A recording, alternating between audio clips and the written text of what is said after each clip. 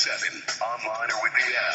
NBC Sports Radio and NBCSportsRadio.com. Because every day is game day.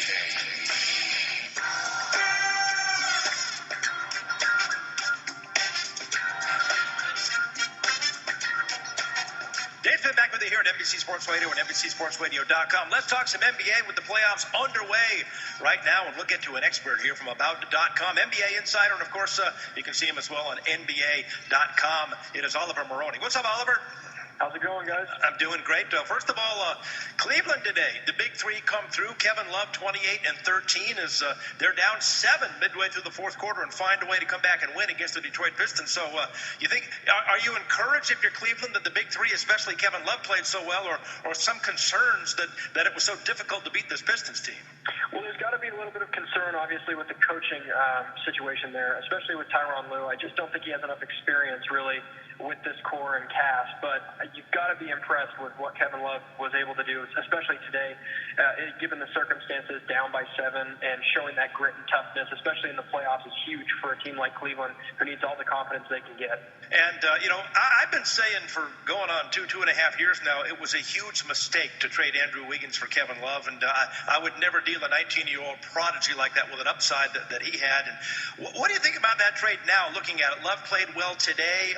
If the Cavaliers never win a championship here in LeBron's second era, do we look back at that deal and say that was a huge mistake, or how do you think that one pans out long term?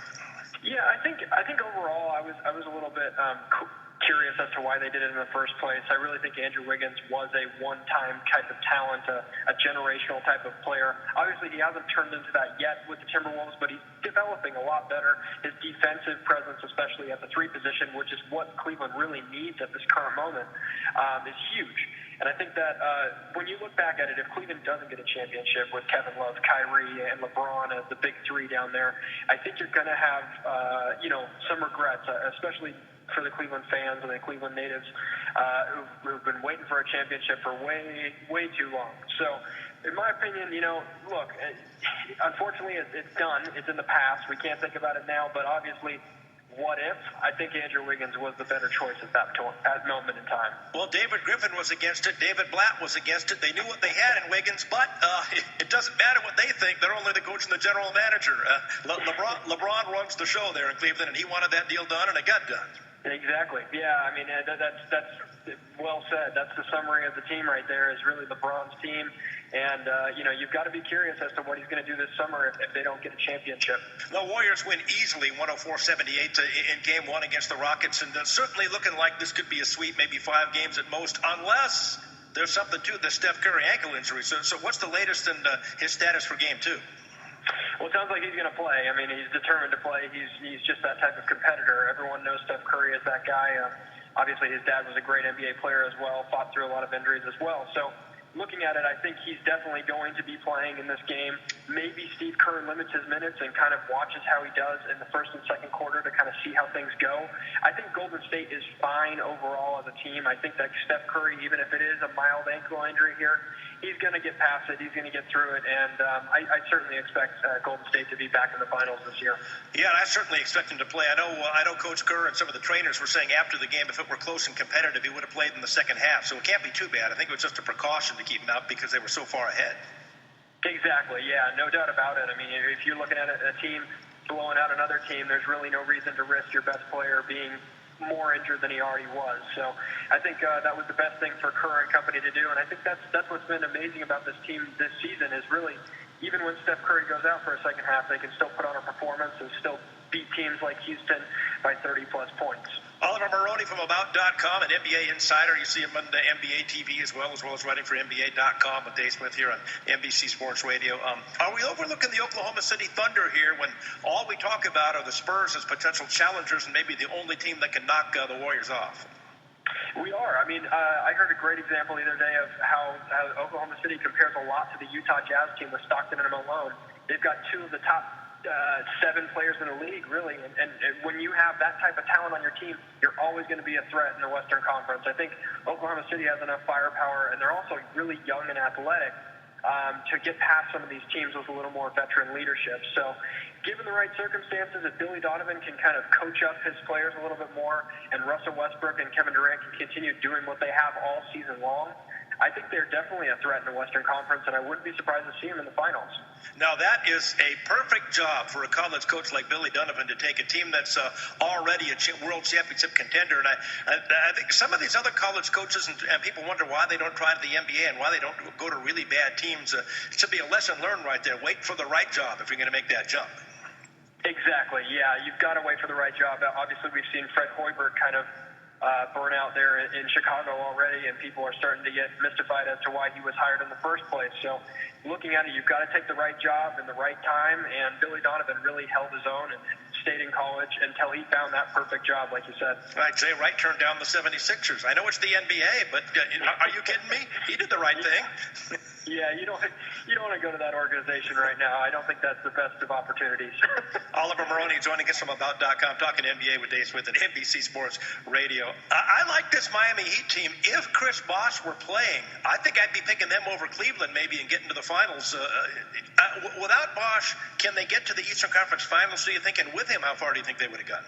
I think with him, they could easily get to the finals, and I wouldn't be surprised to see him get past a team like Cleveland. They've got a lot more veteran leadership. Erik Spoelstra is a great coach. I really think he's been underrated in the past 3 or 4 seasons as a coach, dealing with all the egos that he's had to deal with, including LeBron and other players like that.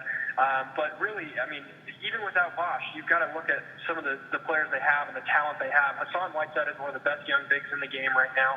You've got a guy like Dwayne Wade who's got that leadership and veteran mentality, along with a seasoned point guard like Goran Dragic who can go off for 20, 25 points and 5-10 assists a night, doing it efficiently as well. I mean, if they can put it together, I would not be surprised, especially with the way Toronto's been playing and some of the other top-tier Eastern Conference teams. You know, me living out here in Los Angeles, Oliver, being a native here, except for my brief time up in Portland, Oregon, doing sports talk radio up there, and being a Lakers fan, it's every morning I wake up and Byron Scott hasn't been fired yet. I'm shocked, and then I see Jeannie Buss saying, well, maybe we'll bring him back, and Mitch Kupchak saying he did a marvelous job last year under the circumstances, and it's looking like it actually could happen where he would be back. It's just astonishing with the Kobe 2-year retirement circus finally over now and the organization committed to rebuilding. You got to bring him back? What kind of a message does that send the fans? Yeah, it doesn't send the right one, does it? I mean, look, Byron Scott is still stuck a little bit in the past. I think that his ways are unfortunately, he's stuck in his own time zone.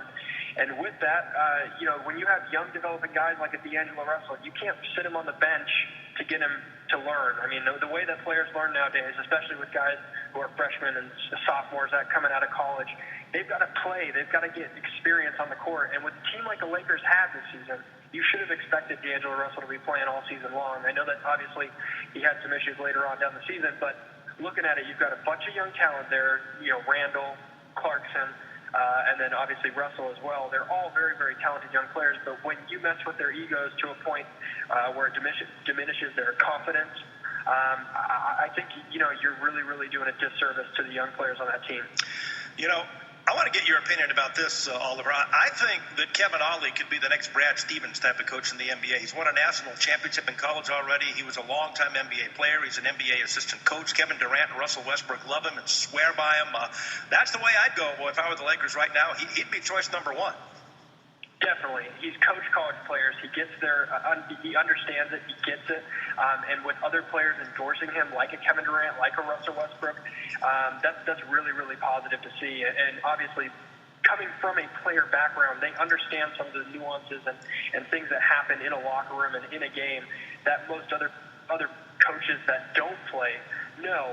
And obviously, we're talking about Byron Scott as well. But Byron Scott, really, I mean, He's stuck in the past with his ways. He thinks it's the 80s and the 90s, and it's just not. I mean, it's not the same sort of player anymore. And you've got these guys who are coming out of, like I said, college freshman year, 19, 20 years old. They need confidence, and they need to be able to boost their egos. And putting them on the bench or telling them to sit after taking a bad 3 or a bad shot really isn't putting him in his place, especially with a guy like Kobe Bryant doing the exact same thing. And who knows? Durant and Westbrook both have a very, very high opinion of Kevin Ollie. I don't think Kevin will come here to the Lakers this summer. I think he'll sign a one-year extension, but who knows? Maybe as a package deal a year from now. If Kevin Ollie's the coach, you never know. You never know. Yeah, exactly. I mean, these guys, Kevin Durant and Russell Westbrook, they could go anywhere. I mean, literally, everybody said every different team on the face of this planet right about now. And, who knows? They could be staying, too. That's the other thing people don't think about is these are two of the top 7 best players in the NBA on any given season. And if you have those two guys, you always have a chance to win. I think if Oklahoma City gets to a Western Conference Finals, I think they've got to hang their hats off. And I think, you see Durant sign a 1 year and you see Westbrook stay. I just wouldn't be surprised to see them stay, too. Good stuff, Oliver. We'll have to have you on again real soon. Good stuff. No problem. There he goes, Oliver Maroney, about.com. NBA Insider, NBA TV, NBA.com, talking National Basketball Association with Dave Smith here at NBC Sports Radio, NBCSportsRadio.com. A Mike Live production coming up next. Here's what you missed. Stay tuned. More on the way next on NBC Sports Radio. We come to play because every day is game day. Weeknights, it's Overtime with Scott Seidenberg, 1 a.m. Eastern, 10 o'clock Pacific on NBC Sports Radio. Listen for it. Any Napa guy knows, and science proves, the best minivan is the one you've already...